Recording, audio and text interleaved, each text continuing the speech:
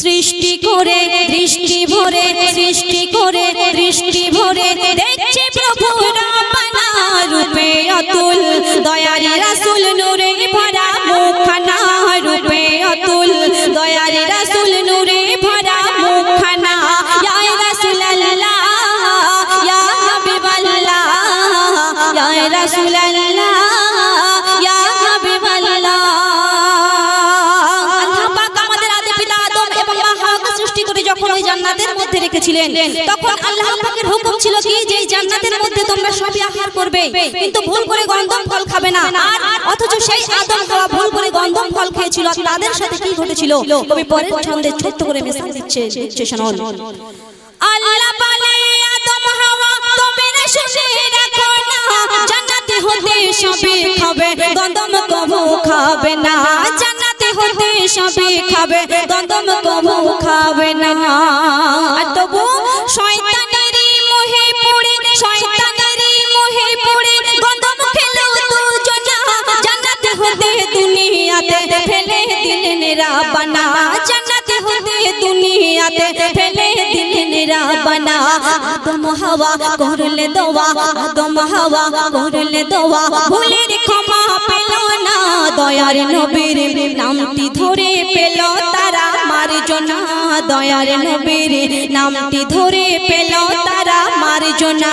ইয়া রাসূলুল্লাহ ইয়া হাবিবাল্লাহ ইয়া রাসূলুল্লাহ ইয়া হাবিবাল্লাহ। আল্লাহ পাক এক সময় লৌহে কলম কি আদেশ করছেন, আর লৌহে কলম কি করছেন আর তার সঙ্গে কি ঘটছে কবি তারপরের ছন্দে লিখছেন শুনুন। আল্লাহ বলে লৌহে কলম, আল্লাহ বলে লৌহে কলম শোনো বিশেষ ঘোষণা, আমার নামের পাশে লেখো, আমার নামের পাশে লেখো মুহাম্মাদের নামখানা, আমার নামের পাশে লেখো মুহাম্মাদের নামখানা।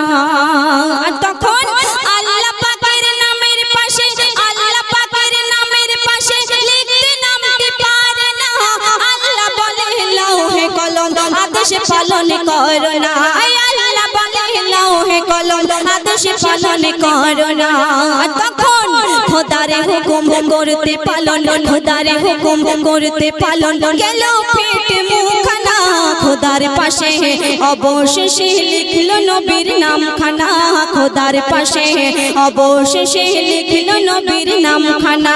ইয়া রাসূলুল্লাহ ইয়া হাবিবাল্লাহ ইয়া রাসূলুল্লাহ ইয়া হাবিবাল্লাহ।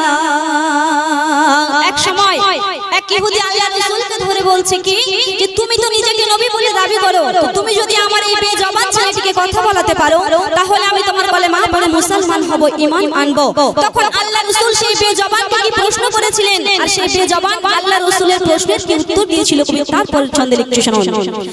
এক ইহুদি বলে নবীর, এক ইহুদি বলে নবীর শোনো নবী দোজাহান, আমার ছেলে বোবা কালা জন্ম থেকে বেজবান, আমার ছেলে বোবা কালা জন্ম থেকে বেজবান। তাই কথা যদি বলাও তারে, কথা যদি বলাও তারে আমি হব মুসলমান, নবী বলে আমি কে যে বলো ওহে বেজবান, নবী বলে আমি কে যে বলো ওহে বেজবান। আর তখন জবান খুলে বোবা বলে, জবান খুলে বোবা বলে তুমি শাহে মদিনা, কথা শুনে ওই ইহুদি পড়ে নিল কলেমা, কথা শুনে ওই ইহুদি পড়ে নিল কলেমা।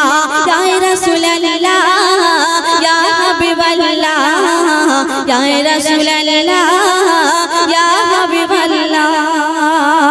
একদম শেষ কথায় কবি লিখছে কি যে আমাদের মধ্যে আমরা অনেকেই জানি যে সেকেন্দার এক সময় মহান বাদশা ছিলেন। সেই সেকেন্দার যখন দুনিয়ার বুক থেকে বিদায় নিচ্ছে তার আগে সে বলছে কি যখন যে আমি দুনিয়ার বুক থেকে বিদায় নেওয়ার সময় যখন আমাকে যেন কাফন দাফনের পর যেন আমার ওই হাত দুটিকে কাফনের সঙ্গে না বাঁধা হয়, তো কেন? একদম শেষ কথায় সেই সম্পর্কে কবি কি লিখছে শুনুন।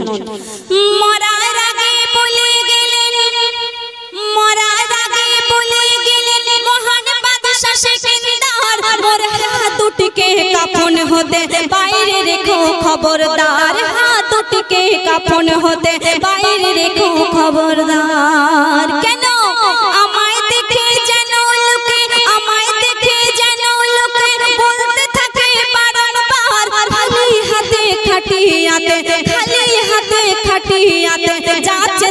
সেকেন্দার খালি হাতে খাটিয়াতে যাচ্ছে চলে সেকেন্দার তাই কি বলছে টাকার পিছে ছুটে মিছে টাকার পিছে ছুটে মিছে সময় নষ্ট করো না এম এ হাকিম প্রিয় নবীর দামানে কবু ছেড়ো না এম এ হাকিম প্রিয় নবীর দামানে কবু ছেড়ো না ইয়া রাসূলুল্লাহ ইয়া হাবিবাল্লাহ ইয়া রাসূলুল্লাহ ইয়া হাবিবাল্লাহ সৃষ্টি করে দৃষ্টি ভরে সৃষ্টি করে দৃষ্টি ভরে দেখছে প্রভু রব্বানা রূপে অতুল দয়ার রাসূল নূরে ভরা মুখখানা রূপে অতুল দয়ার রাসূল নূরে ভরা মুখখানা ইয়া রাসূলুল্লাহ ইয়া হাবিবাল্লাহ ইয়া রাসূলুল্লাহ ইয়া হাবিবাল্লাহ